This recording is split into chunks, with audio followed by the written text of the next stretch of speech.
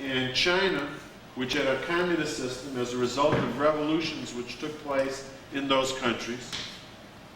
And they were competing with the United States and the European countries for the political and economic allegiance of countries in what was called the Third World, Asia, Africa, and Latin and South America.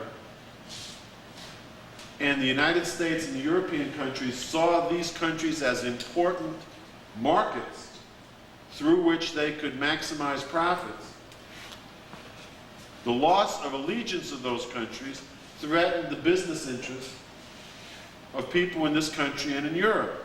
And there was great anxiety about the United States being able to carry its moral leadership forward if the way in which they were going to attempt to succeed in maintaining domination and control was by crushing the black movement militarily, physically, through the use of terror and throwing everybody in jail and so forth. And in fact, it had become so obvious that thousands and thousands of people were involved that you couldn't really conceive of putting everybody in jail, because you didn't even have the jail space to hold them. So with that in mind, a different strategic position was taken. And the position was this. The white community said,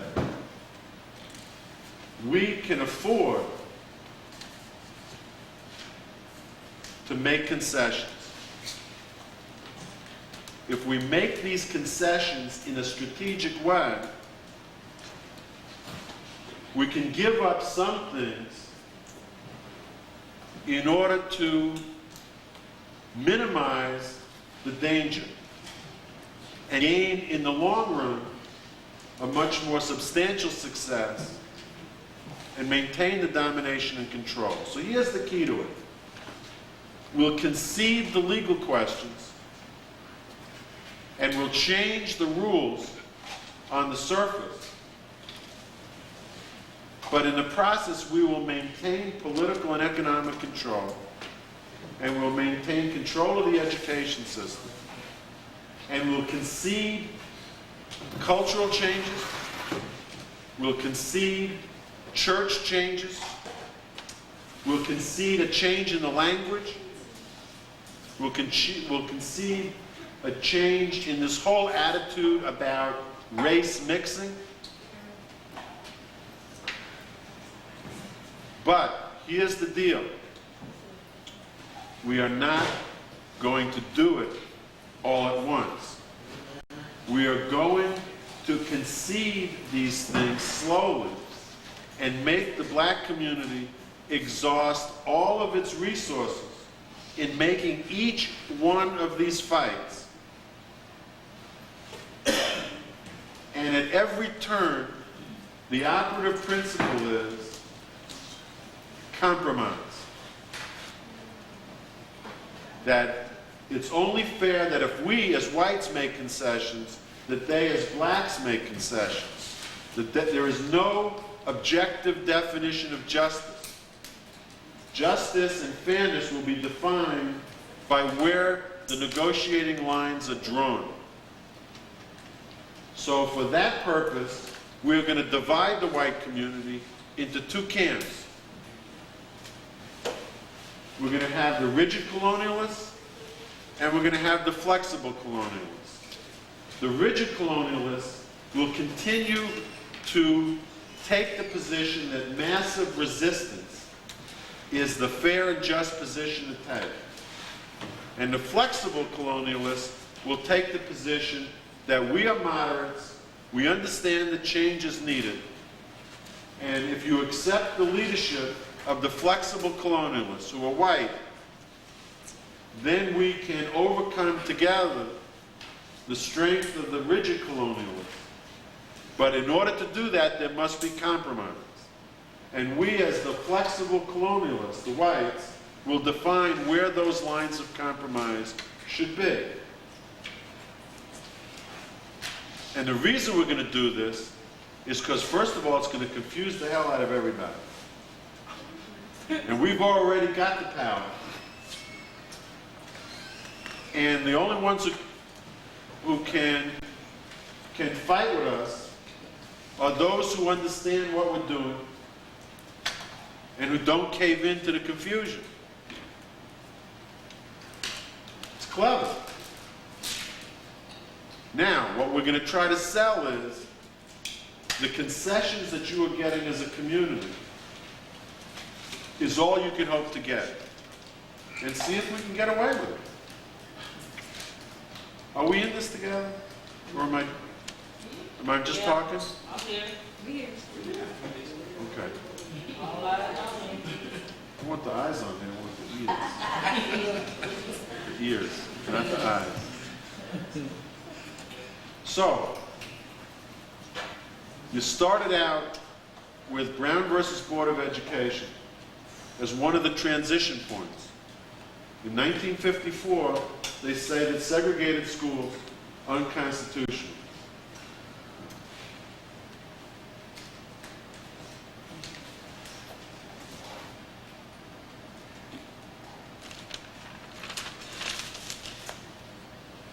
In 1954, they said, we want you to come back to court next year, and we're going to argue about what the remedy is. And in that year, a war over control of this decision took place. And it was controlled by the lawyers. And the Supreme Court, recognizing that there was no groundswell of support being organized on the black side, and being faced with massive resistance from whites on the white side, chickened out and sold out the black community by saying that schools only had to desegregate under the umbrella of the phrase, with all deliberate speed. They did not say they had to desegregate immediately. And create the confrontation that needed to take place. So, for example, the Mississippi schools did not desegregate for another 17 years, which is really 2 generations of kids. And when they did that, they had plenty of time to prepare for the concept of creating the private academies to which the white kids went, and the black kids got the public schools, and then the whites systematically withdrew resources and support from the public schools because they still controlled the legislature. Okay? That was one step. Then in 1957 and 1960, Congress passed 2 very weak Voting Rights Acts. Then they passed a good one in 65. And in 64, they had passed the Civil Rights Act, which desegregated public facilities and created the Equal Employment Opportunities Commission, and so on. So all of these concessions were being made, and the word nigger was being taken out of the public rhetoric. Okay, white folks were learning how to talk different, and how not to say the N-word, and how not to say the racist stuff. Some of them learned it anyway, publicly.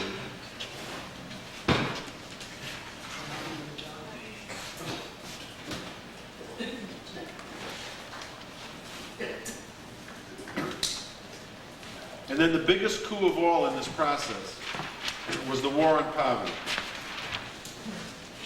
under President Johnson. You had programs like legal services that were created, which were not intended to do good things, but in fact were used to do very good things for a period of time. And you had a bunch of other kinds of programs like that, social programs and otherwise, especially in housing, that were expanded to enable people to begin to change their circumstances. The whites came together and made a commitment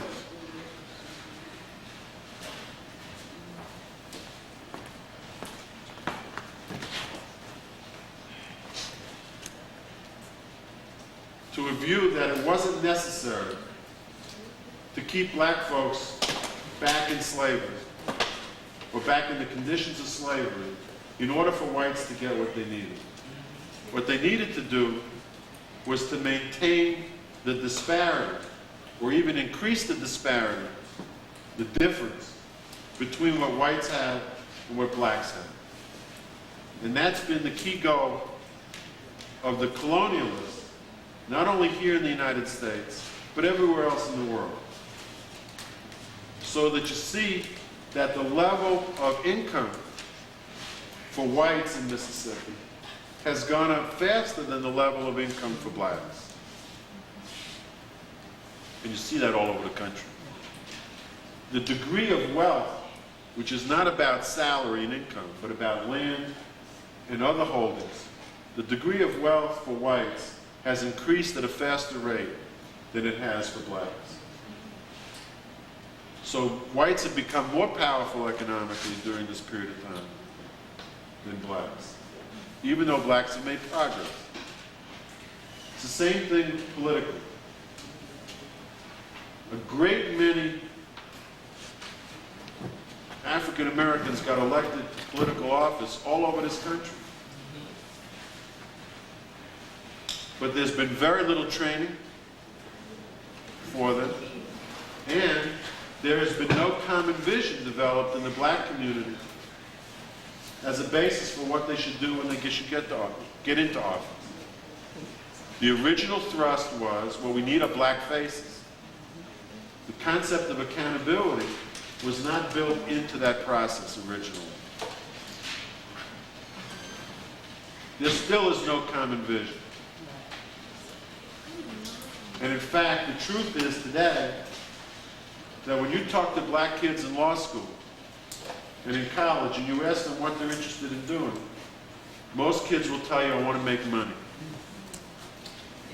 And you don't hear discussion about the struggle, and you don't hear discussion about doing something that's going to make a difference for the community. And a great many of the kids basically are aspiring to get out of their communities. They want to get out of Mississippi, they want to get out of South Carolina, they want to go somewhere where they know other black folks are making money. And they're saying goodbye to their community. They don't want to come back. And part of the reason for that is that the folks who were in the movement back in the 60s, in the 70s, allowed their movement to deteriorate, come apart, and a lot of people kind of said to themselves, we got it made, we got the laws we want, and they let the white folks pull this little game. Originally, we were talking about equal rights. And the definition of rights had to do with the capacity to make things happen or not happen. And the game that the white folks pulled in the language was to make this fight over converting the concept from equal rights to equal opportunity. And there were very clear-cut arguments that went on for many years over this issue. And the black community basically backed off. Now, the unions played a significant role in that, because the unions, which had a history, a lot of them, of being white only, or having two tiers.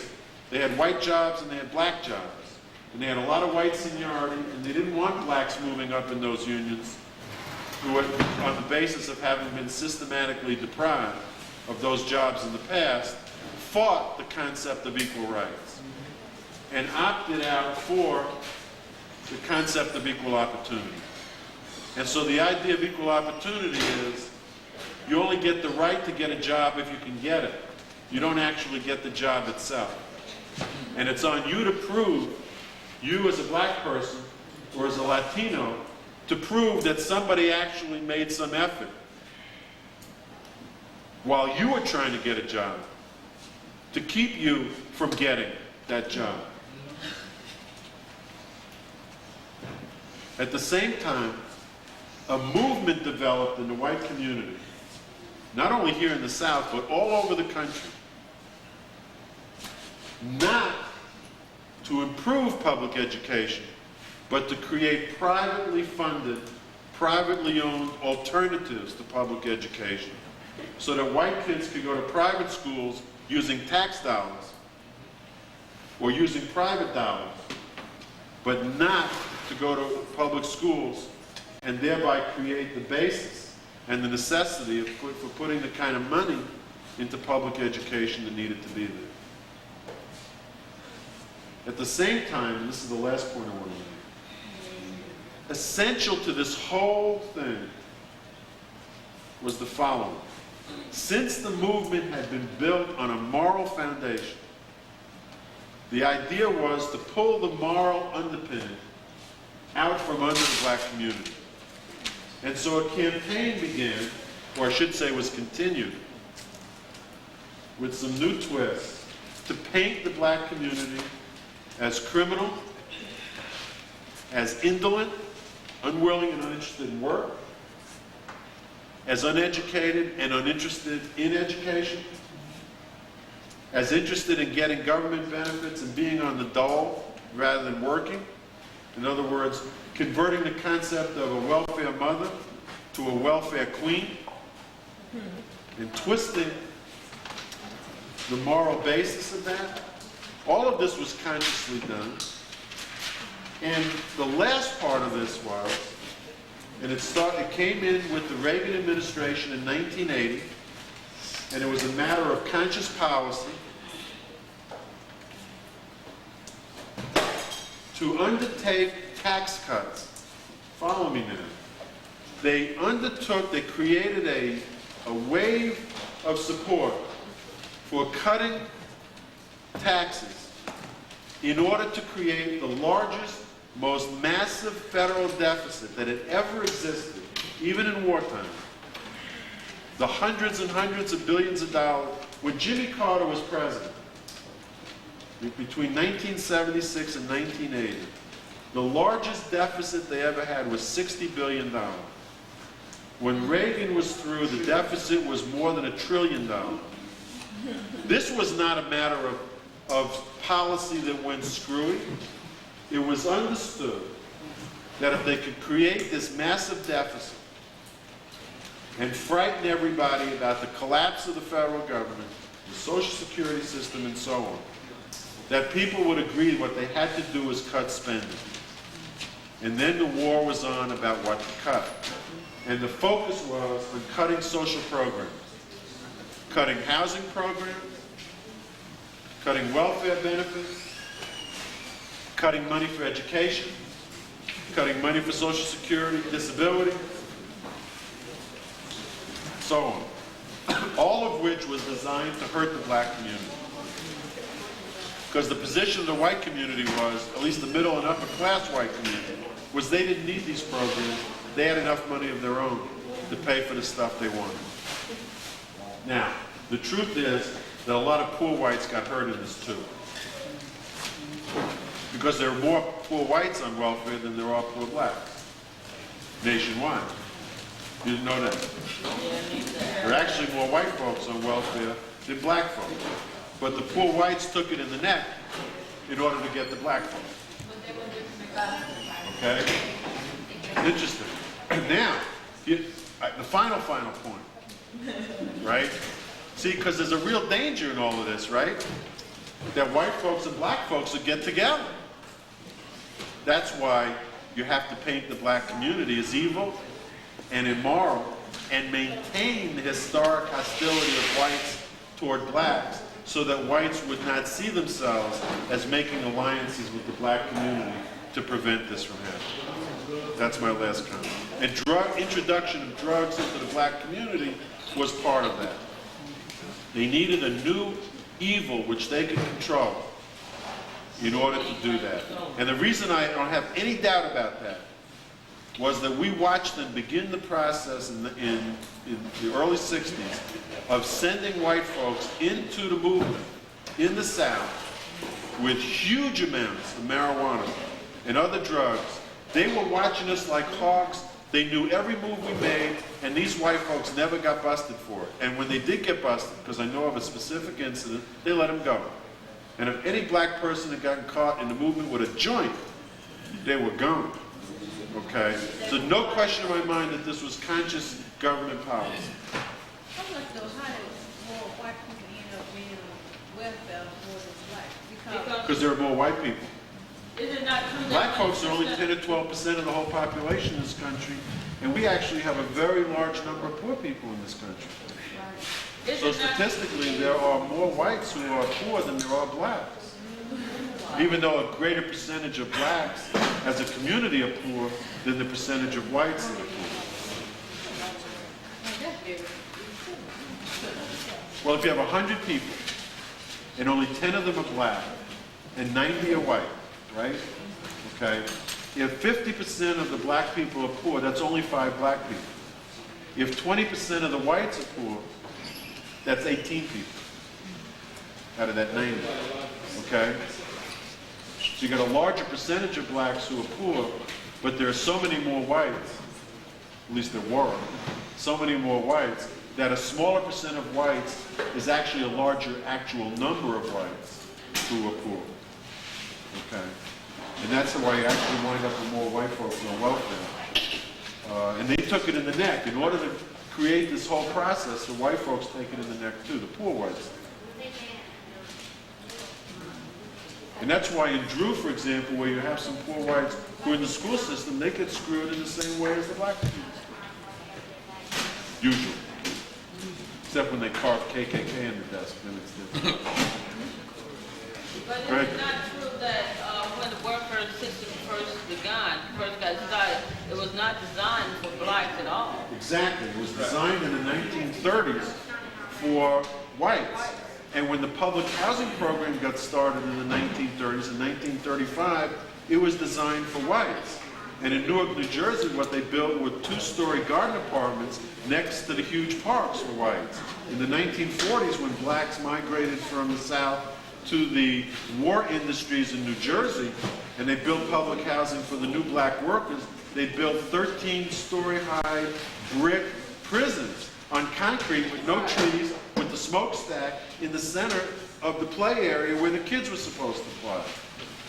It's totally different. And they weren't allowed to put black folks in the garden apartments, and they weren't allowed to put white folks in the prisons. You know, these prison buildings they built. That was all by design. And they even built them 13 stories high because they were playing on the superstition about 13. Nobody builds 13-story buildings because of that. It was a program designed to assist and not to have them dependent. But as the system progressed over the years, it became a dependency within the system. And now you see that they're calling for welfare reform where, you know, to me, it would hurt a lot, but then they do need to be able to defend and stand on their own, you know. But I understand to snatch it, it is wrong to do that, but I'm saying they should have been working with it all along instead of saying, okay, I'm going to give you a block, so I'm going to give you a skill, I'm going to give you some education to go along with it so you can better yourself, but they didn't want that. That's right, because dependency was the goal. That's right. They created their own monster, so to speak. Exactly. And they loved every minute of it. And they love every minute of pulling the rug out from under. Right. For the same reason. Well, then couldn't the system could have been the reason they had designed the system to keep the white, the king away from the black, even though they were poor white, they didn't want them working the homes for black. So that's to keep them up, you know, giving them this money, they won't have to be out there. Well, one of the things after the war, though, a lot of those jobs weren't available anymore. So who do you think got cut first? Folks. That's the one who got laid off and fired. That was one of the dilemmas. Now, they had all of these black folks in the cities, right? And they didn't have a plan for that. So they were in a bind. And they built these warehouse-type, you know, public housing buildings. I mean, horrible things. Famously horrible things. And they did it with malice aforethought. And of course they became terrible places. If you've ever been in any of them, I have, because I worked with a rent strike in Newark around that. And those places, nobody would want to live there. Folks who were there didn't want to live there. But they had no other place to go because of housing discrimination. You know? And the federal government's own study said these terrible instead of places. giving you what you need. But this whole idea That's right. of colonialism was about telling black folks that now, all of us in this thing together, We had the Ford, we had the Nixon, all these folks that I don't know, except Jimmy Carter. But that came into office, and plus, with the administration and the things that they was offering, that was talking about how to buy into. I mean, and then we was also in the lure of, now we sitting at the lunch counters, now we getting, I don't know if they was getting equal pay, but hell, it was, they had the capability of getting equal pay. So, I mean, the whole thing about how we have lost focus and how we have brought into this whole idea, because in other words, they took our folks. They took our planners, our folks who was supposed to come back to us, and they took them in and tucked them in and gave them some goodies, and they stayed on the other side. And as somebody was saying yesterday, that how it used to be a time that the big house could be in our neighborhood, but now no longer. They didn't have to come back to across the railroad track to live. You could live on this side. So folks never got the salt. They took them in and they stopped folks who had their eyes that could identify, was no longer there in the community. And it was all these people who were just into the system, and we didn't have anybody to any like the Rosa Parks, the people that we would bring forward to say, would you carry this ball? Stop doing the internal education. Right. And a whole generation or 2 or 3 generations of kids over 30 years don't know what the struggle was about.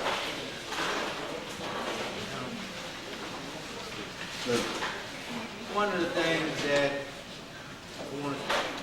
another thing that I want to talk a little bit about right now is the role of vision as the foundation for work. So hopefully you and I can get through this in a short period of time. So we want you to bear with us, and we're gonna try to do this. Because when we talk about vision, then vision naturally is about seeing. And this directly coincides with the African proverb that if you don't know where you're going, any road will take you there. Now, say we wanted to talk about vision as the foundation for work. Now, when we talk about a foundation, we think about what? When we think about a foundation, what do we think about? We think about paving the way for something we're about to do. Flooring. The flowing. Putting the groundwork down. The ground. The beginning of the structure that you build on. It's something that something else is built on. Okay?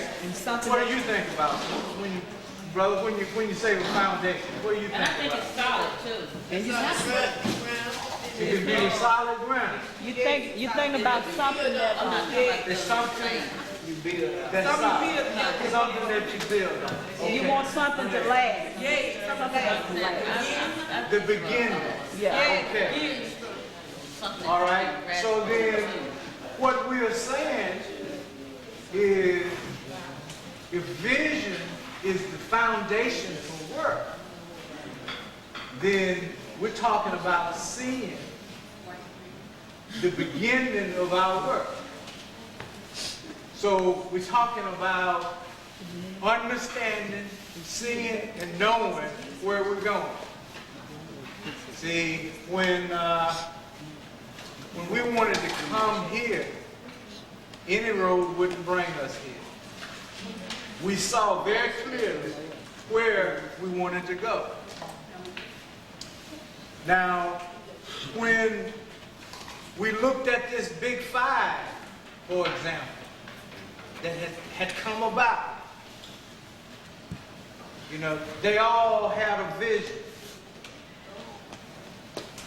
And in many cases, they all summed up as to where they wanted to go as freedom. It says, we are fighting for our freedom.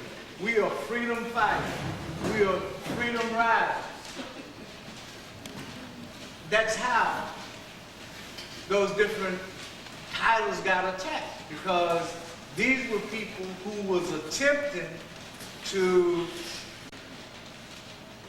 free themselves from the bondages or the vestiges of those things that was left over from slavery and the period of segregation.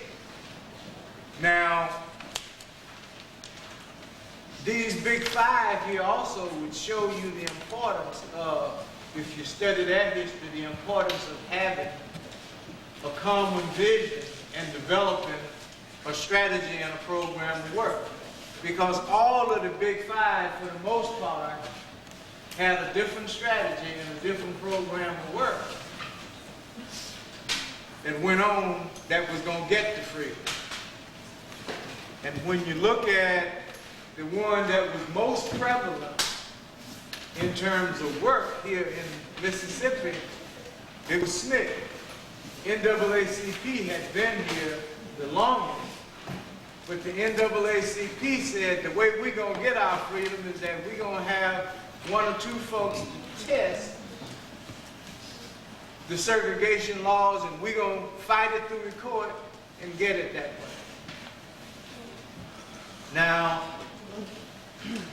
SNCC, even within itself, had two different trends of thought. They said we need to work on the political process and get black folks registered to vote, and so that they can get involved in the political process, elect their own representatives to change the laws, make new laws that leads us to our freedom, while at the same time they said we need to have these different places that are integrated, that are segregated, desegregated.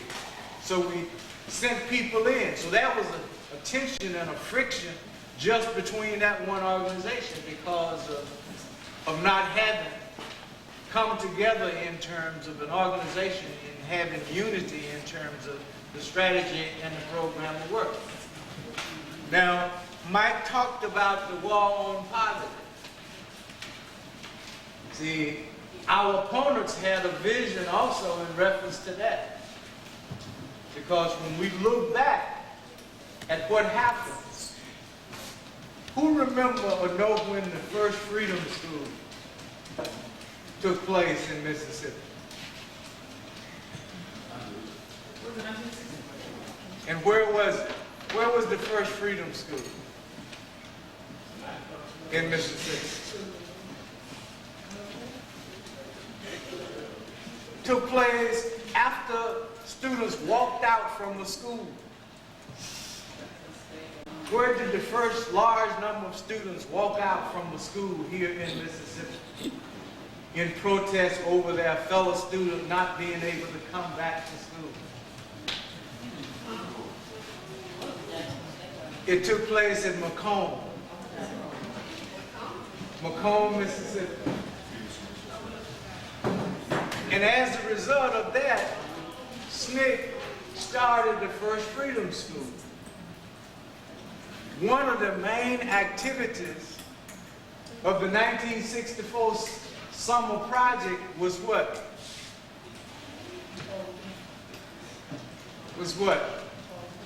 Voting. What was one of the other? What was one of the other? Citizenship school. What was one of the others?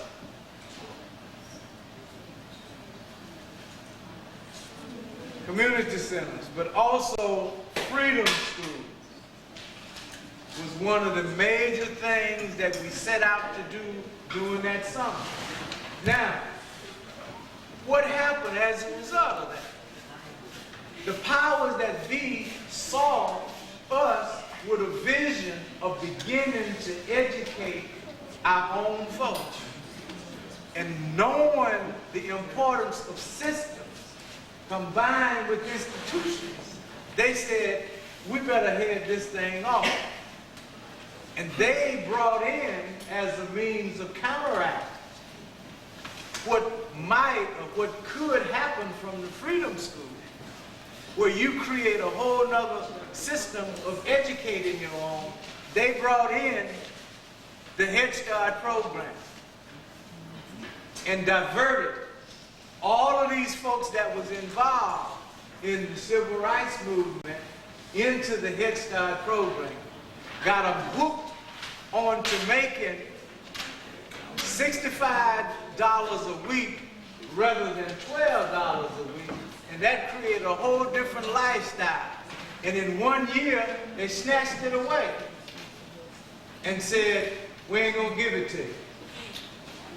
And then when you attempted to demand they give it back to you, they said, we'll give it back to you if you be good boys and girls. If you be good boys and girls, we'll give it back to you. Now, all of the stipulations was put on it. That in order to be in this program, you can't do this and you can't do that. And so all of us that was a part, for the most part, of the Big Five, working in the state, we lost sight of the real vision and the method and way that we had to go that was going to get us to that. But their anti-poverty program, Head Start program, how some of us refer to it, was all in accord with their vision to make sure that they continue to dominate and control us. Because if we begin to control our own educational system, then we can change the culture of what we're doing, right? If April was in charge of the books, there would be a different kind of books. If Linnell was in charge of this, there would be a whole different. So that's what they begin to see. So when we look at how they have done theirs, then it should be important enough for us to see and understand that we've got to make sure that we clearly see and understand where we're trying to go. See, one of the first things that we did when we broke up into all of the small groups, irregardless of which role we were playing, the black or the white, the first thing we came up with was what? What? A vision. We came up with what our vision was. Because if you're not working towards the vision, then your work may not be considered work. You know, and if you don't know where you're going, and if it's not working in accord with what your vision is, even though you work, you could be, as we used to say here in Mississippi, you could be like the bat. See, that time we said, you just like the bat. You're making tracks and ain't getting nowhere. So we don't want to be making tracks and not getting anywhere. See, if we know where we're going, then we can develop the strategy and the program of work, which becomes just like our roadmap, right? For those of us that didn't know how to get to a certain place, we did what?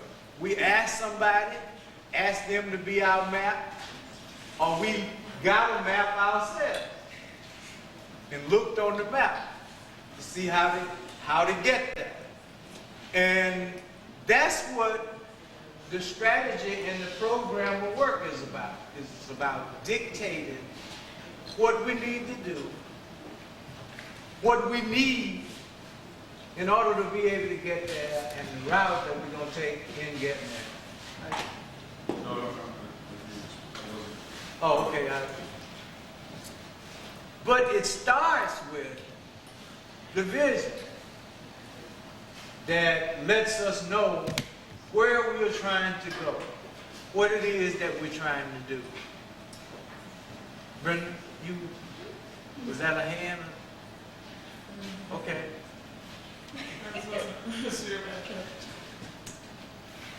Have you ever wondered, when you was a part of the group, when you was developing your vision, that when you first went around your group, you got the first real true impression of what they thought about a certain issue, right?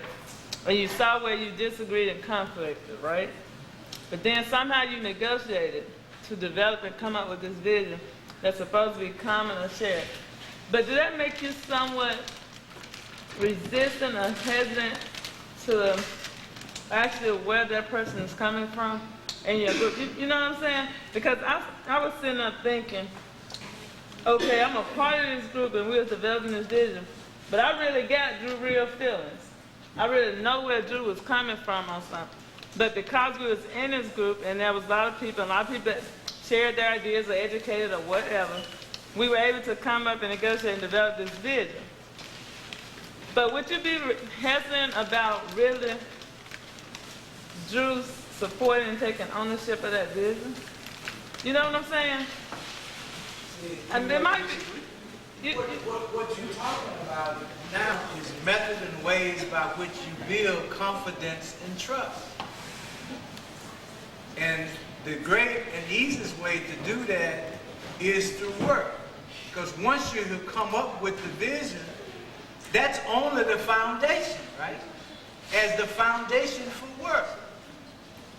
Yeah, I understand Now that, but... we develop a strategy. See, I understand that, Okay. but we could be working on the same vision, and we've came up with strategies and a program of work for helping us get to this vision. But in the back of my mind, I'm still remembering what Drew's real vision was. And so that's telling me that Drew may have a strategy that she didn't necessarily put out or we didn't necessarily agree on, which could then be... I understand what you're saying. You have not worked with Drew to the extent that you have developed a level of real confidence and trust in Drew. And that's the thing that will take place and will come forth later. But I think that has also taken us into dealing with specific problems. I think that one way that Brenda might look at that is that there are going to be times, in fact frequently, that you may be able to form an alliance with someone on a specific issue where you have an agreement on what the result ought to be, knowing full well that you operate from different visions, and therefore you do not have an expectation that after you complete the work on that issue, that you will be able to work together on any other issue unless your circumstances suggest you could be in alliance on that particular one. And therefore you're not deceived, you're not disappointed, you're not surprised, but you are able to be allies for this moment. For an example, we had an alliance around fighting the reduction in the size of the Mississippi legislature with the Mississippi Farm Bureau. The only thing for sure we knew was they did not want to be publicly associated with us because our visions were so different. But we surely knew that we agreed that neither one of us wanted to see the legislature reduced in size, and we had very different reasons for that. But we could be allies in that specific situation with no illusion that there'd be work together afterwards. And that happens in communities too. A minister might agree with you on this situation and be an ally with you on that situation. And you know that that minister may be a gatekeeper with whom you will not be working most of the time and will fight you on other things. Right. I just want to say, not in terms of trying to defend anyone as a part of the process, but to say that there are often times when we start out, in terms of starting what the work is, the reality is just because someone doesn't always agree with us or has the same agreement in terms of what the vision or the need, does not mean that person may not turn out to be the best person in your group in terms of the work. Because the work is what is going to test and build your confidence and your trust. So if Drew starts out by saying, I'm over here, right? And I'm not so sure that this may be the right role for us to take. But once the work starts, right? Once the work starts, and Drew is the one that every time you have the meeting and every time you want to go down to City Hall and every time you want to go and jump on the superintendent, and every time you want to go deal with the school board, Drew is the one that's there. Okay? Then some of the other folks that you thought you were 100% down with it, as the folks said, ain't that. What you find out a lot of times is that the folk you may have some distrust in the beginning are some of the best people in terms of the work. Okay? And some of the folk that you start off with a lot of confidence because they've been a part of this and been a part of that and talk a good game. See, talking a good game ain't carrying a good game. You know, from the sideline, I can whoop Michael Jordan every day. I'm going to take him to the hoop, I'm going to dog him, I'm going to do some things that he ain't never seen before. And then I'm going to wag my tongue. That's from the sideline. I got in the game now. You know, that's a different thing. You know, but from the sideline, I'm bad. You know, there's a lot of things I can do from the sideline, but when the game starts, and I'm out there one-on-one with Michael Jordan, you know, I'm going to be like Brian Russell, I'm going to be lost, I'm going to be making that last shot. You see what I'm saying? That's the reality of how the game gets played. And so, you know, we got to be very, very clear that just because we are not, you know, folks ain't 100%, we don't think they're 100%, don't let that blind us in terms of our vision. Because our vision works out in the work that we do. The folk, to really know whether or not a person believes in the vision, depends on what the work you do. For anything else, if you don't do no work, you don't really believe in it. Now you can talk a good game, but if you don't do nothing here, don't make any difference what the vision is. It's not going to work. But I guess the point that I was trying to see if people even thought about or was having the same feeling I had, it's beyond that. It's about a person, when you're going through a negotiation, when you know what the disagreement of the person is not, when you go through a negotiation, you develop a common vision, and then you do your strategies and program of work, and that person have access to all of that, but really and truly they had a different agenda all the time, even though they said they took ownership of that vision that you negotiated around, and that could somehow undermine your work. I'm just saying, it's a... It could, but the worst becomes, if that happens and you've tested it through the work, right, then you can change your strategy. Just because that person was a part of the initial sitting down, laying out a strategy, right, but their strategies are flexible enough that they change given what the realities are. So if that person has information and you think that person is taking information back to the folk on the other side, then what you have to do is change the strategy. You change how you're going at it, and that gets you back to another place. I know that you've lost some time, but now you're very, very clear about where folk are, right? I mean, Drew and then Mike. You know, in my time with ECHO and dealing with the issue of truth telling, I'm learning some things. And one thing I'm learning in my community is people say that they want you to tell them the truth. But you see, people really have a problem accepting when you tell them the truth. And the other thing for me is that sometimes people can have the same vision that you have, but they might have, due to their upbringing or who they are, you are who you are, and you're a product of your environment. You might have the same vision, Brenda and I might have the same vision, but because of our environment, we might have a different way of getting there. 2 plus 2 is 4, but so is 1 plus 1 plus 1 plus 1. But also 3 plus 1 is 4. None of them are wrong. We just have different means of getting the same place. And the other thing is that I have found out is in my working and dealing with our people as a race, we haven't often been in a position where we challenge one another.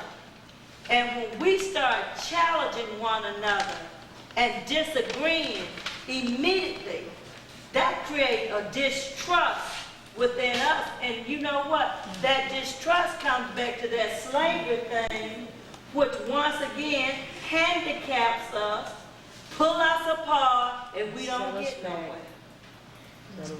It's a vicious circle. It is. And my eyes are open. It's a vicious circle out there. And we have been conditioned, and more than anything else, what I'm beginning to see is it's a mind thing. It's brought up in you, and you bring it with you. You take it wherever you go, and you can't leave your mind behind, no matter where you go. It's gonna be with So, you. you know, that those are some of the things that I'm learning to see and, you know, looking for ways of dealing with if you're going to work in a community. Mike?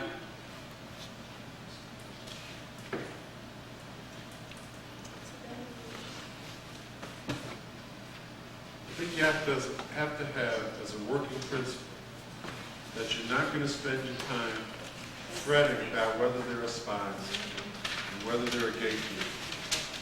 If your work is good and strong, and you've built a good relationship with people in the community, and they work together, they will accomplish what they're attempting to do, even if the spies and gatekeepers bring the information back, or even if they attempt to confuse and derail the process.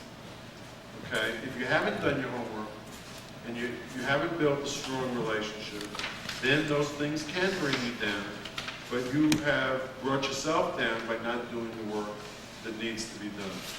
Okay?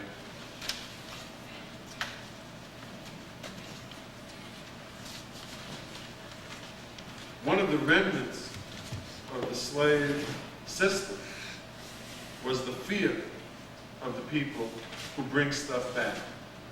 So one of the tactics that white people use is to let you know who their gatekeepers are and put them right in the middle of your group in order to intimidate.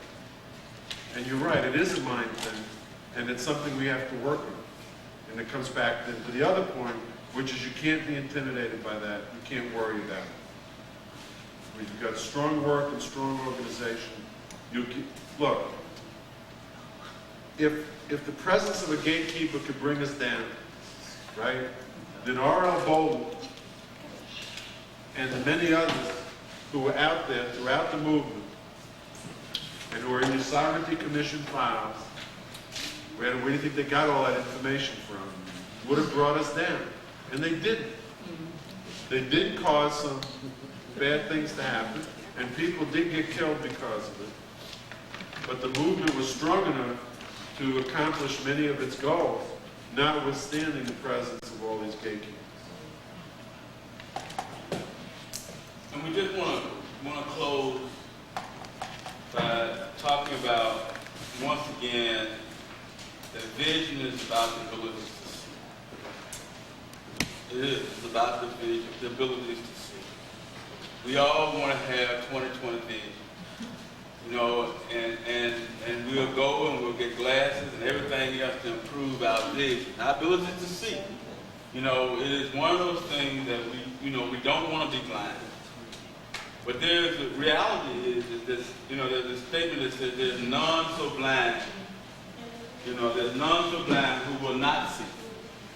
part of the problem that we have in the community is that there are a lot of, because of fear, because of this whole indoctrination process that is taking place from slavery to segregation, is that folks don't want to see. They just don't want to see. And they don't want to see because if they see it, then they're going to have some responsibility to do something about it. And so part of our work has to be helping folks to drop the blinds, drop the covers, these blinders they have on, so that they can see, so they can begin to take more responsibility. Mac asked, I think, a very important question this morning about how come the teachers give us these things and then walk away? They don't want to see it because they don't want to have to talk about it. They don't want you to hold them responsible for helping them, for them to help you to understand why this happened. So if I'm not there and it's not a part of it, then I don't have to tell you about it. Yeah. So we got to be clear. We're going to have to change our work to make sure that part of that is helping those who don't want to see, because once they see, they have to take some responsibility to do something about it. We breaking for the day. I mean, for this, Yeah, for the day. no, not for the day, not for the day, not for the day. We're breaking for supper. We started early. But we're gonna need. Wait a minute, folks. Please sit down. We're gonna need your help. We're gonna need the 5 tables set out and the chairs put around. And what time will we get back together? 6:30. 6:30. So if we do this quickly, you'll have some time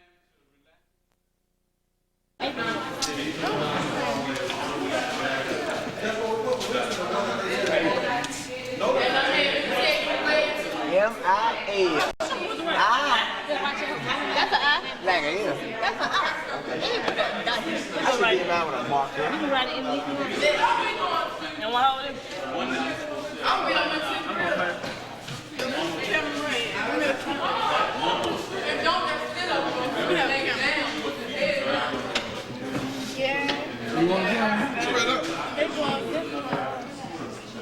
I thought you camera had this where I school video. Move now. Come around now. Come around, Pat. I used to camera I school video. I thought you come on.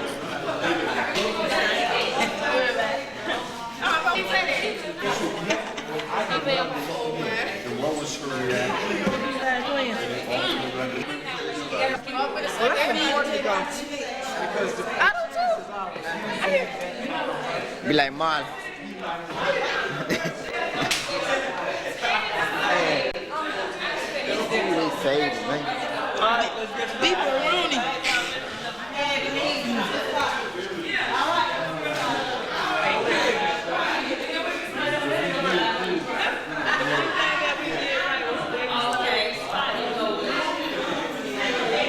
Man, get my camera. I'm just walking around with the thing on. Wasting my battery. What's over there?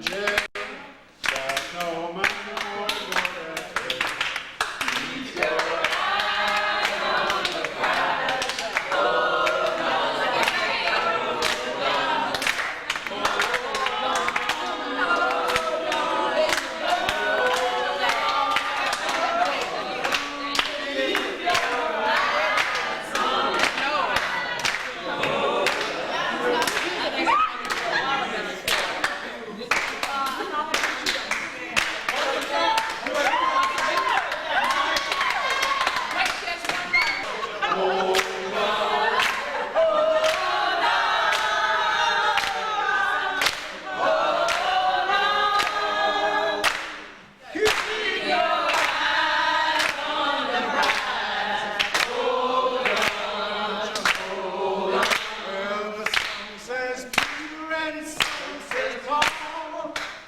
Good one God that made us all.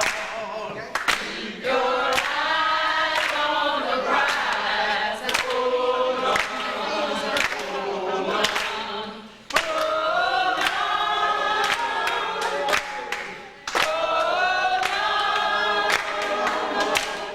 Keep your eyes on the prize and hold on, hold on. Some fighters were down in jail and no money for the go-down bail. Keep your eyes on the prize. Hold on, hold on, hold on.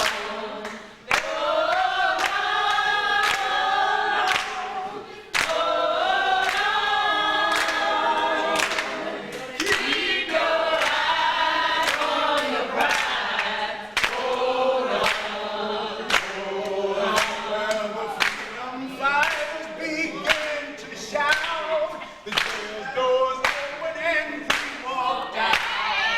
Keep your eyes on the prize. Hold on, hold on, hold on.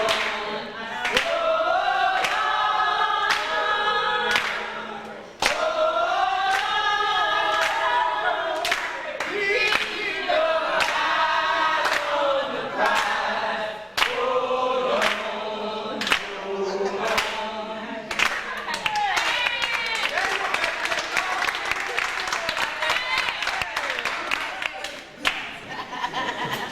Hold on, hold on. Miss Fluffy is from Pokey Dog or whatever it's called.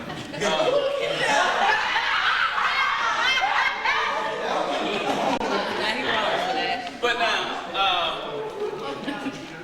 you break back into your small group, and when you know, same small group, we're going to do new ones later, but this is the time of the same small group. One more time in your same small group, and you're going to work on how the black community is going to fight colonialism, right? The third stage of domination and control, and that we talked about all afternoon, okay? That's what we're going to be doing. We want to look at a vision, strategy, and a program of work to tear down this third stage that we're working in right now. Looking at where we are right now, the historical pieces that led us to this, these remnants that were left out here, right? These strands, these pieces that were left that are still hindering us in terms of our work, either barriers to our work, or the things that we need to be looking at how we tear them down, right? What is the vision we want to do? What's the strategy? And then what is going to be the work? We want to take some time to try to do that. So, group 3, group 2, group 1. All right, let's move.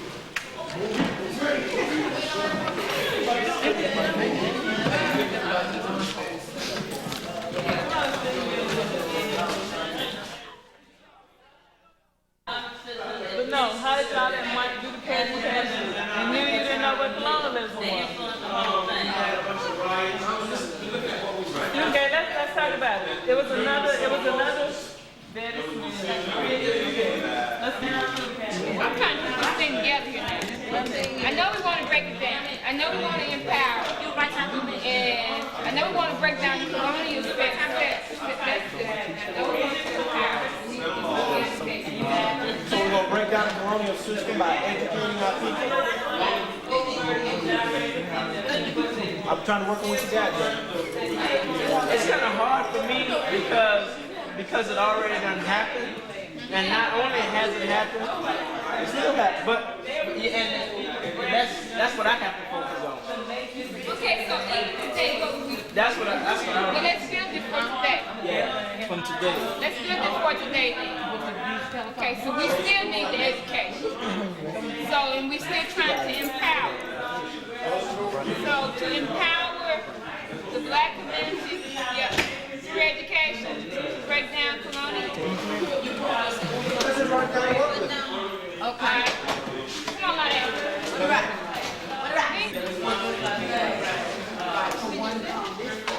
Let me run the camera. You wanna run that? What? I want to run the camera. System by what?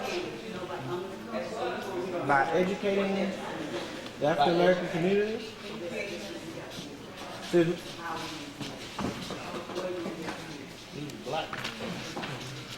When we came to African American, I'm from Africa. I'm an American. Black. But you know, one thing, how we're going to break it down. What steps are we going to take? Yeah, yeah. The steps are Right. broken down to strategy. It's gonna be our It's the strategy. That's nothing easy. I would like to know why y'all have African Americans there during this time, because according to my understanding, I don't remember hearing about African American community at this time. What was it? The black and The only thing I knew about was black and color. Well, that's right. There's the reason that we're breaking it down and they're calling us colored people and just say African Americans.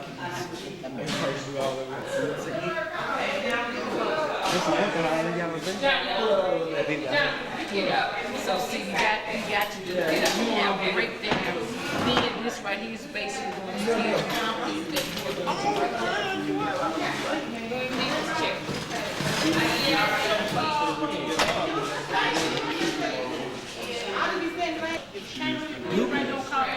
Oh, gee. No, guys, we need to focus. We have something that we need to do. See, ain't nobody talking about Okay, blah, blah, blah, yep, come on. What are the strategies, Mr. Man? Yeah, Mr. Roach. What are the strategies here? How Give we us gonna a go about it? strategy. We don't do, what are the strategies that, what is a strategy? Y'all give me one strategy, I can give you one. That night one, I give you one. We need to do strategy.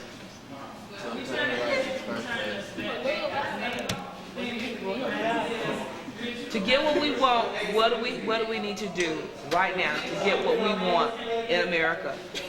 And to get what we want to be in America. You have to set goals. And that's our strategies, okay? And so what of our goal? What is the goal? That's part of a strategy. Goal is to obtain first class citizenship. So how we've done that, we set our goal. Now how are we gonna get there? I got a question. I said we need to think about what we're gonna do to get there, and then we can do that. Those are strategies. Yes, What ma'am. we're gonna do now? We need to Set a plan of action. Miss Fuller, what time period are we living in? Now, we're living like right now.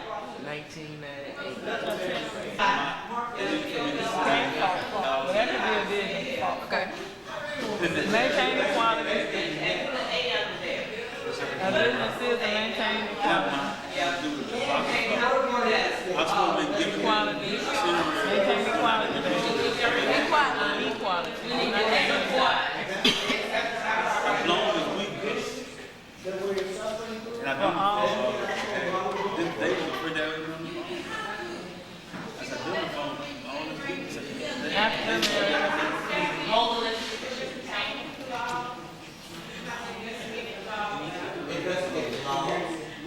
I need to look at the schedule now.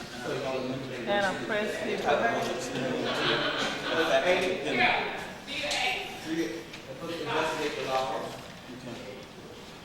So I gotta get that to it in the morning, first thing. To the folks. And Business if she get it, and she'll work it out. and break down. Things that she get handled about the discussion.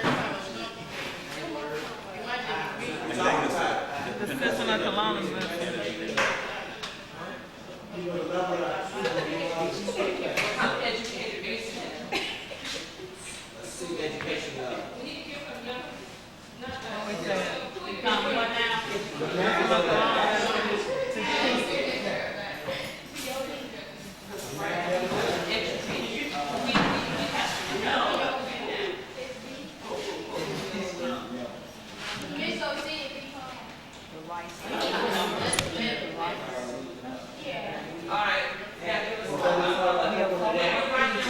Yeah, we're trying to keep the vision and the place of colonialism from turning back to. I guess I'm not understanding. Help me understand what you're saying. Because I can see the strategies being to to investigate the law. B, investigate the living conditions. C, investigate the economic development. And then your program of work will be, how would you investigate the law? See, some of us will have to go down to City Hall, and some of us might have to go to the Capitol, and some of us might have to, you know, wherever it be, it may research it and talk to the supervisors or to your aldermen or whatever. And we have, so we research. Say that loud again about research. What? No, I'm saying, I mean, investigate is just another word, but we're researching the needs and laws, and there's some new developing stages has taken place. Yeah, I understand, but yeah, go ahead. But I agree with what you're saying. Maybe put a slash research so that those who might not be comfortable with investigate will be in the same line. Because, you know, if we're not all talking the same language, somebody can get lost in the middle. We need to tell them what we want. You said something. Going to see outside of education, that's why it's something of interest. What's white education? When he said what's being taught in the white school versus what's being taught in the black school. So I don't know how you short that. White versus black. I guess so. Maybe that's the shortest way to put it. White versus black. What's being taught in the white schools and what's being taught in the black schools. All right, so small. That's what I'm saying. We have to tear it down. You said something else, Johnny, before we got to talking about investigative research. You were saying something else about what we need to investigate. You said something about. Can you remember what you said? I think I was talking about living conditions. Let's put in parentheses in living condition. Oh, but you got economic development.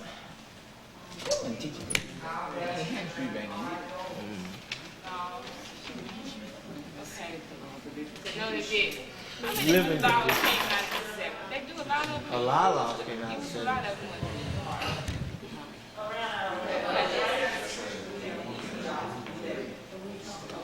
I think it's What? good. Y'all want to move on to the next one? Yeah. Number 2. It's to educate. We're going to have to educate both communities, the white community and the black community. To educate. Just when you said, excuse me, when you put to educate the white and black community. Because there's a lot of work involved in it. Just because we think we're right, we got to make sure they know we're right. And we do that on the A. That's political. We got education, we got the law, we got the church, we Put got... white and black communities on the top, so we won't be assuming. You don't like? Okay, and A under education would be Did you what? go to board meeting? Attend board meetings? Okay. Good. Say it is. We can attend board meetings. And you know this. And you know this. We don't want us to do. Okay, let's flip over and go We to can B. protest the school, try to get back to Okay. Still telling the truth. She said protest. So engage in protest. Yes, baby, you better pump the roof on protest. I heard. Engage. Miss Fuller, what you prefer me to write? I wouldn't even been like this earlier. Engage in protest for what? Better For school? better material and all that kind of stuff. Better school material. For quality education, let's put it that way. Full day school.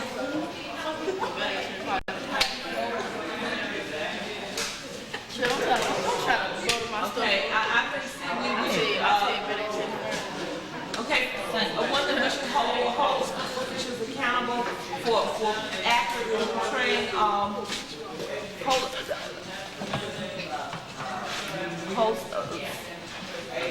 or we can say educators, either that, hold it, and put a parenthesis, educators.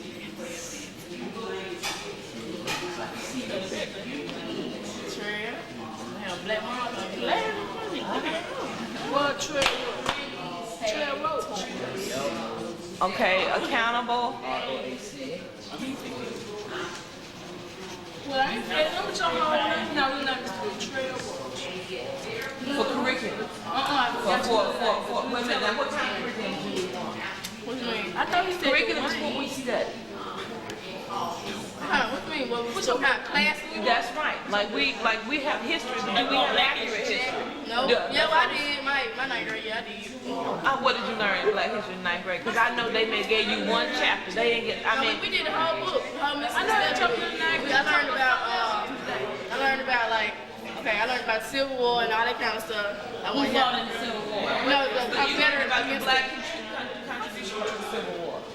You learned who the Black heroes were in the Civil War. I don't think they talk about the black people, like the black women nurses, like what they stayed behind and doing all that kind of stuff. That's one thing they taught us about. And when we talk, when they took you to the period of economic development, did they talk about the contributions that Black people made to, as far as invention and helping us produce a fair, a profitable economy? Did they tell you about those things? Then our curriculum is not accountable. Who developed the wave system for the blood transfusion?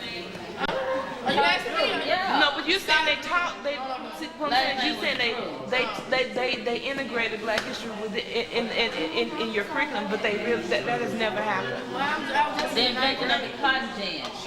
No, what we saying? Yeah, so we need to hold them accountable for a progressive education. And when we say that, put in parentheses Black history, okay? So we'll remember what we're talking about. So you look like somebody Black history. See, that's the only difference. So when we're up there saying it, we'll know what we mean by progressive education. Okay? Because we also mean when we say that, we mean the higher mathematics. And making sure that we don't over-medicate our children, Because what was brought out in the discussion was that even though they gave us schools, okay, we obtained right to have schools and what have you, and during the integration period, it was still like they put what they want us to know within the curriculum. So what we're saying is that we want to have our own curriculum. We want our input to better educate our kids. We don't want what they want for us. We want what we want. You know what I'm saying? All this going, you're right. It's so wrong.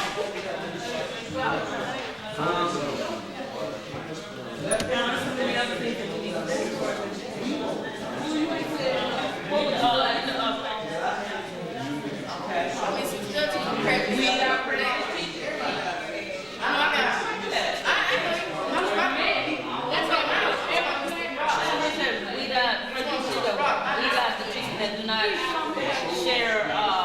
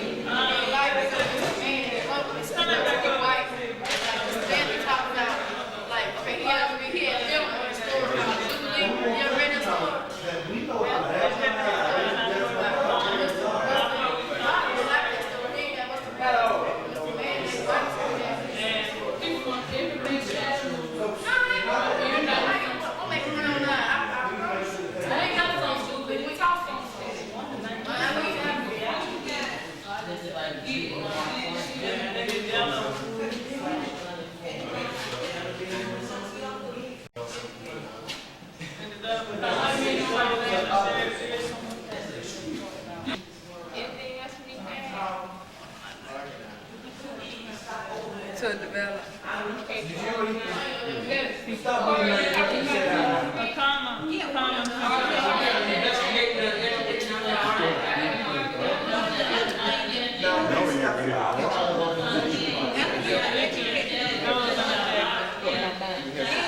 We're sitting on that passion, because that's what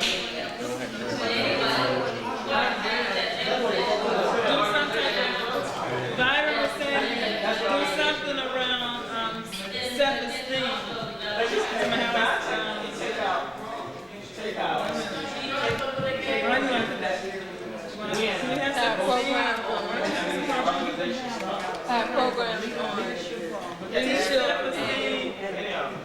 teach All of them. concepts. The average one of them. Have programs and workshops on this. Integrate programs in our work that helps to build self-esteem. Integrate programs in our work. When it's 7, yeah. Well, no. I mean, now we just say mobilize. I think We're the better, huh? That helps to build. No, I ain't saying national. I'm just saying, Helps to build. not necessarily that. I'm just saying people are moving to the stage of organizing. Yeah. And when you look at when organizations start, And pride in any organization that's other than these big mobilizers, you know, big five, you can probably start there. CLC we're moving to the stage of organizing. You need to we still gotta make sure that our community get a comprehensive education around the struggle.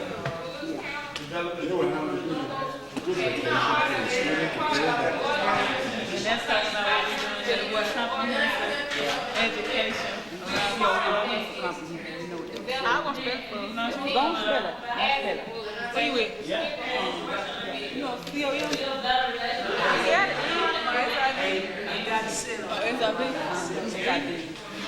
Comprehensive education around the struggle.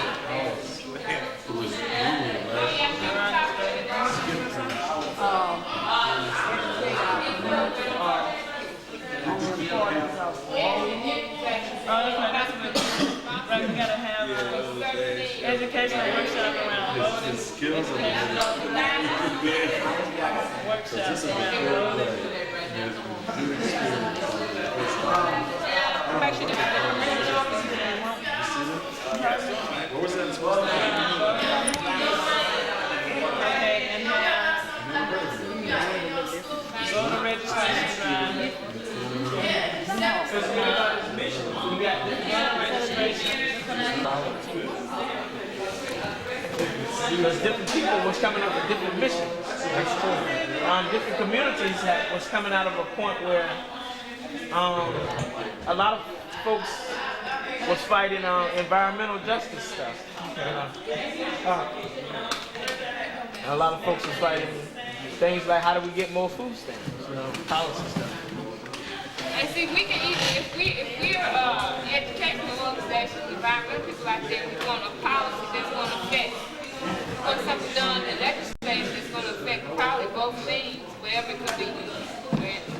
That's the biggest way to affect policy. We need to elect some accountable officials. And that's the biggest way we affect all this is by getting people in office that's going to be accountable to us. How about 4? It does. Well, I'm sorry. What was that? We ain't got to get too detailed. How much time we got?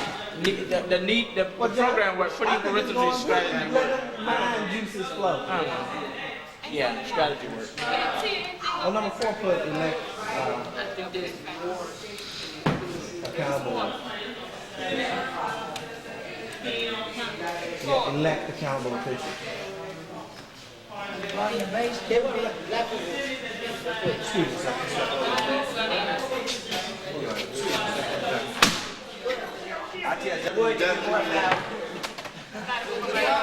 You didn't get that on camera, this. Yeah, got that on camera. Nothing like look. We mean this. Just glad to get it. That was one of the best shots I've seen all day. I think it's wearing me to jail.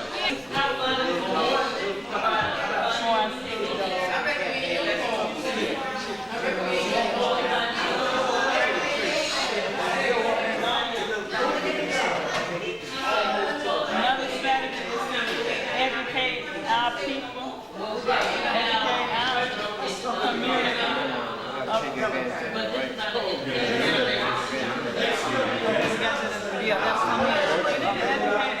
community around the importance of going into education so that they can, get into the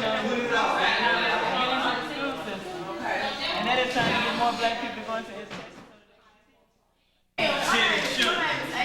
April, he said, oh, okay, I didn't get out the check. Okay, anyway,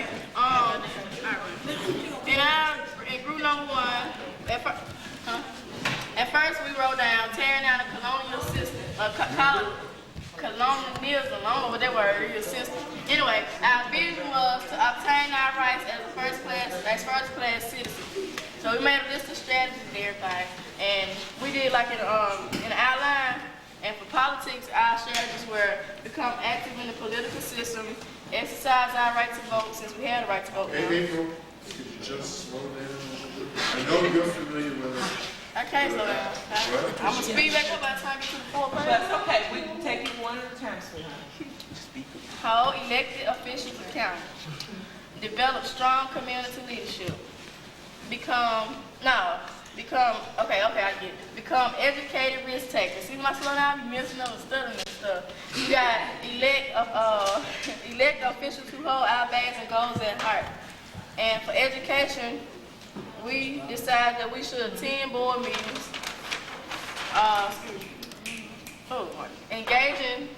Engage in protests for better education, for quality education. Hold school officials accountable for progressive education. Like we feel that they need to teach us more about Black history. Weed out prejudiced teachers and unqualified teachers, and hire more qualified teachers. Stop medicating. Stop over medicating and classifying, and start teaching. Parent-teacher workshop with community involvement. We should form our own school.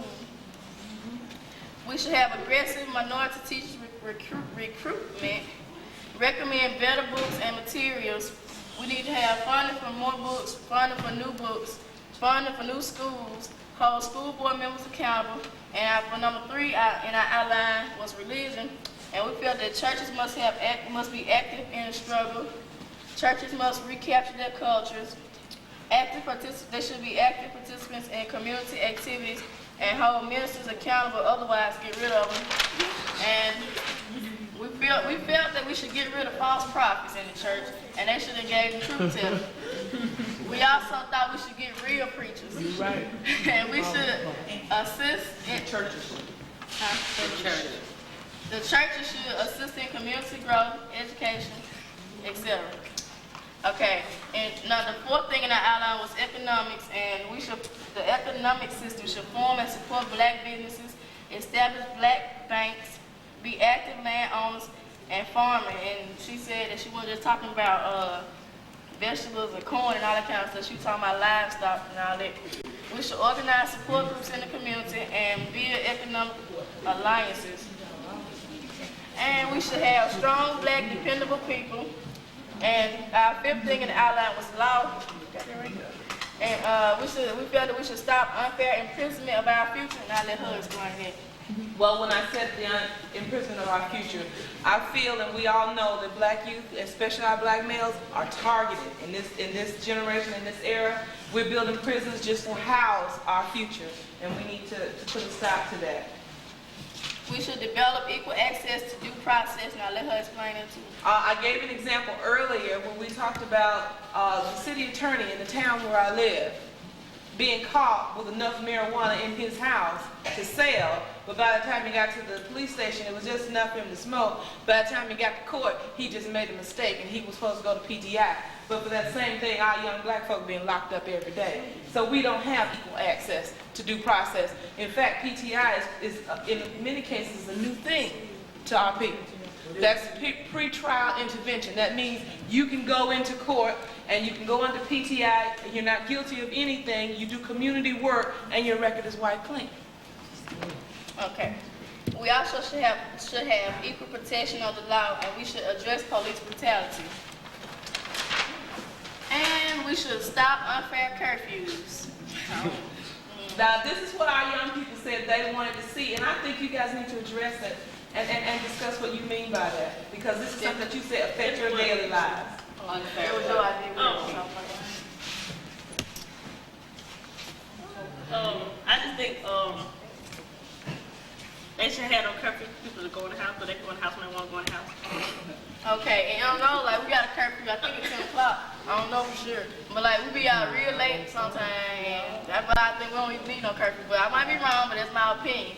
And forever, we felt that we should stop unfair tickets, and we should have fair police officers. And we ain't finished. That's as far as we got.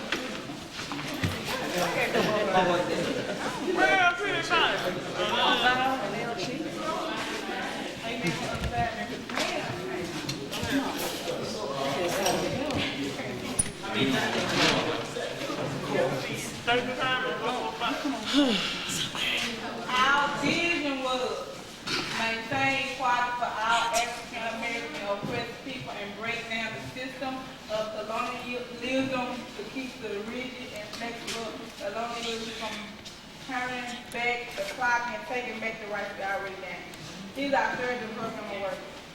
Organize and educate the community around our rights and the laws and about how whites are trying to take them back and still work with dominate and control. And parentheses, educate the community about the new language they're using and make sure the community understands the whites still have the same reach to dominate and control African Americans and oppressed people.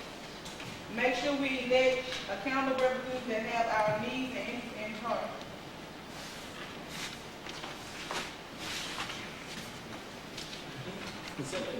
Educate the community around how to hold elected representatives accountable to our needs and interests. Educate the black community on how the whites think.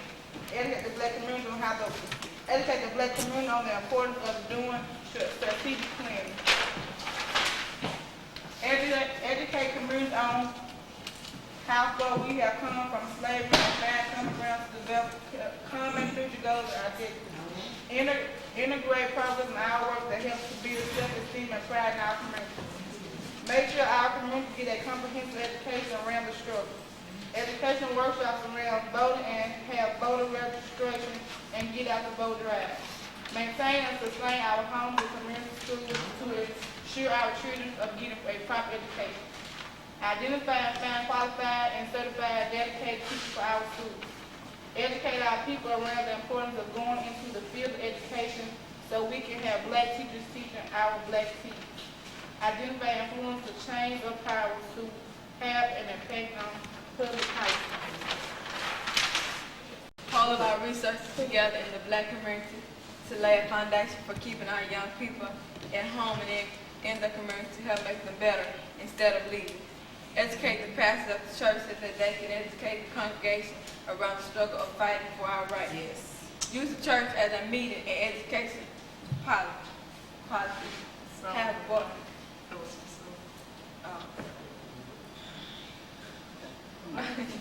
Have boycott and sit-in in places where our rights are violated. Vote out unaccountable elected officials. Educate older people so they can understand the importance of having young people involved in the process and part of the decision-making process. Create accountable organization in our communities. Workshops around duties and responsibilities of elected officials. Workshops around how to run in a political campaign. Get people in communities to donate money, goods, or equipment to create a recreational faculties for young and older people. Facilities for young and older people. Elect accountable black to the school board. Have culture programs in communities. Educate community around investing in the community and supporting black business. Demonstrate to black that ice is ice regardless whether it comes from white or black. Use the talents in our community to create our own jobs. All right.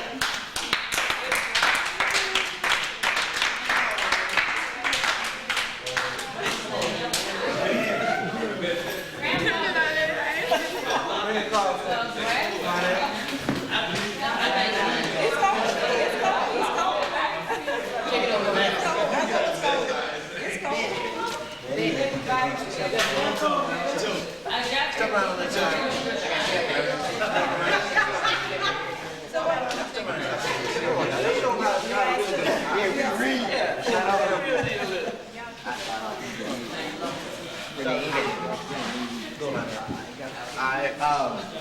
First, our vision was to break down the colonial system by educating the African American community.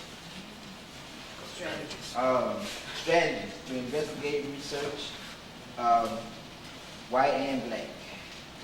What the laws, living conditions, education level, white versus black, economic development, to educate white and black communities.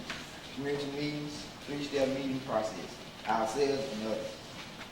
To organize, develop a vision, community program of work, strategy work, find common grounds, environmental movement, what is it?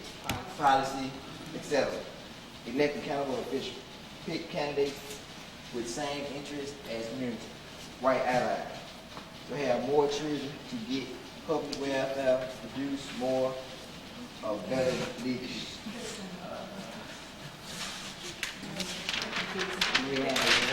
I have a question.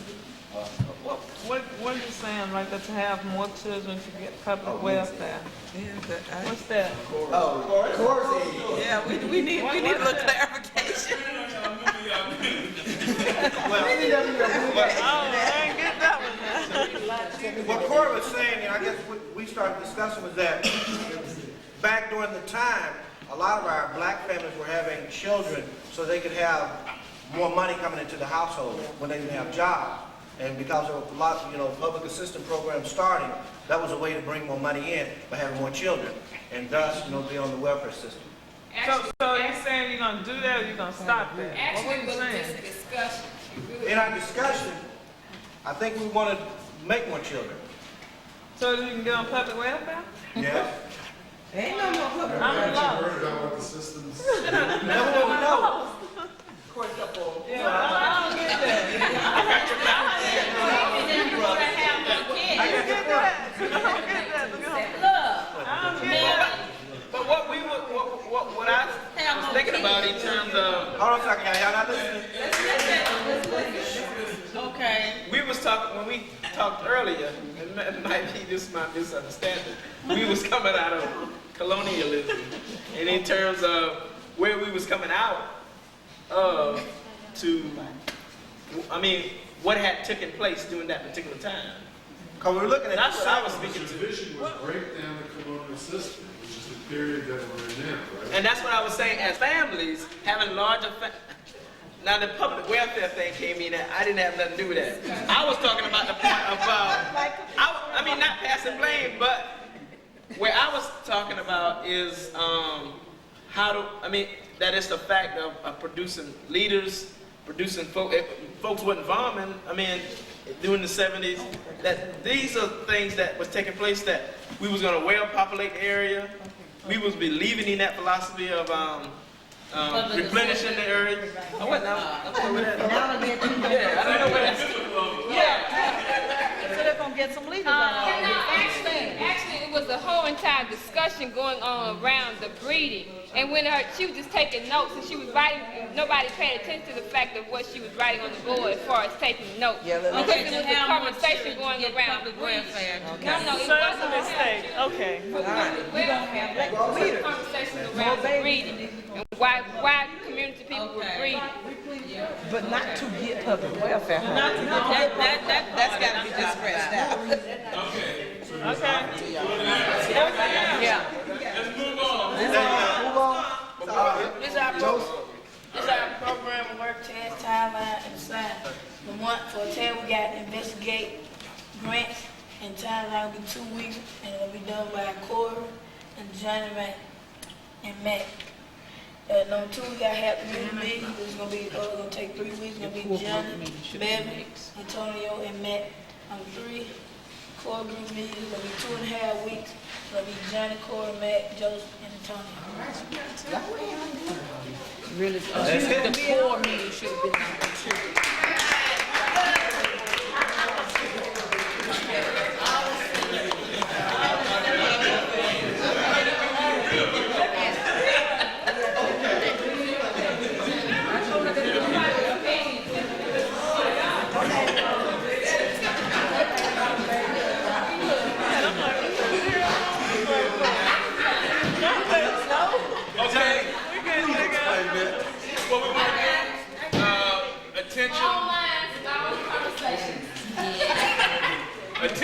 long mind, the long conversation. Yeah. Some folks took things seriously. We said we need a real preacher, then Carter got to be preacher. He want to take a text by replenishing the earth. We want to go to the Bible. Hey, that's okay. That's okay. But now what we want to do is that we want to. You've done very good work. We're going to actually honor the work that you've done by saying it's time to go.